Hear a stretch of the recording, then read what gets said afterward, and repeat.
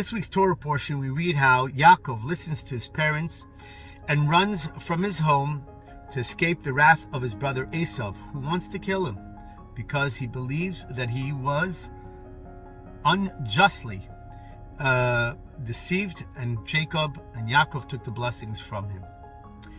He goes to his uncle Lavan in Haran, ultimately also to find a mate for life, to find someone to marry.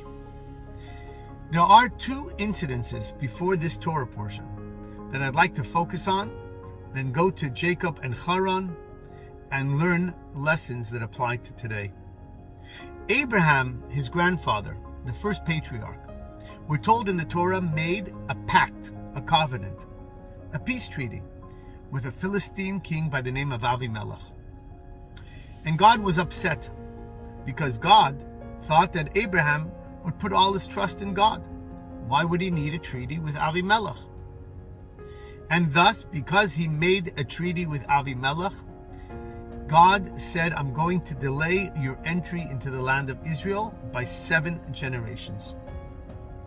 Then his son Isaac continued to make a pact, and God delayed the Jewish nation's entry into Israel by 1 more generation.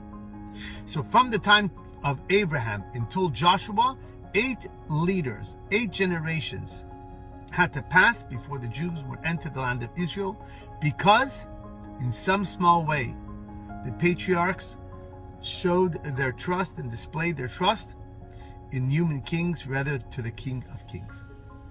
And now we come to the story of Jacob. Jacob comes along and he lives in a place called Haran, or Haran Afshalolam, a place where everything was about deception. Everything was about doing things contrary to the will of God. They lived by their own rules, and it was all about ingratiating themselves. Jacob himself is deceived by his father-in-law and lives there for 20 years.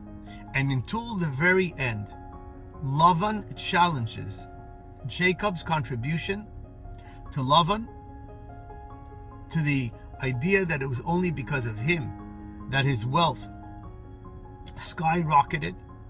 And until the last moment, Lavan and his children believed that Jacob's presence simply was taking away their own wealth. And they couldn't stomach that. They disliked him for that. And as much as Jacob tried to prove that not only did he not take from them, but it was on his account that they could count their successes, it wasn't sufficient for them. What do we learn from all these stories? We learn that the Jewish nation from its get-go, from our patriarchs and matriarchs, should have learned our mistake, that we cannot count on the graciousness and benefit and kindness of the nations. They don't really have our best interests at heart. And that we have to trust the King of Kings and follow his directives. And the second thing that we learn is that as much as we contribute, as much as we give to the world, whether it's in medicine, in science, in commerce, it doesn't matter. We will grow literally pink in the face, red in the face, trying to convince the world to like us because we have done so much good for them. It's not going to help. They're always going to think that somehow our presence is diminishing their own wealth, their own well-being, their own ownership of land, and the list can go on and on.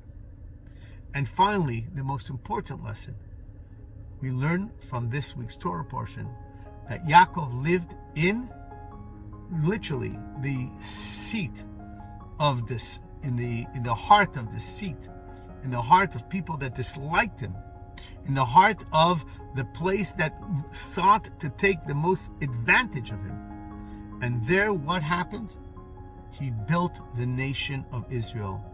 He got married, and he had the future of the 12 tribes. This tells us that even in our darkest moments, even in our darkest of places, we have the ability to produce the best results for the Jewish people. We not only will be diminished, but we will grow stronger and stronger and stronger. So in light of everything that's happening in the world, know three things. Stop relying on others. Stop relying on the kindness of the nations. Rely on God. And two, the anti-Semites, they just don't go away. It doesn't matter what you do for them. They're always going to dislike you. And third, be reminded that at the end of the day, in the most difficult of times, in the most unlikely of places and situations, we always have the ability to rise and grow stronger, and grow more united, and grow more powerful, and be the most productive. Have a great Shabbos.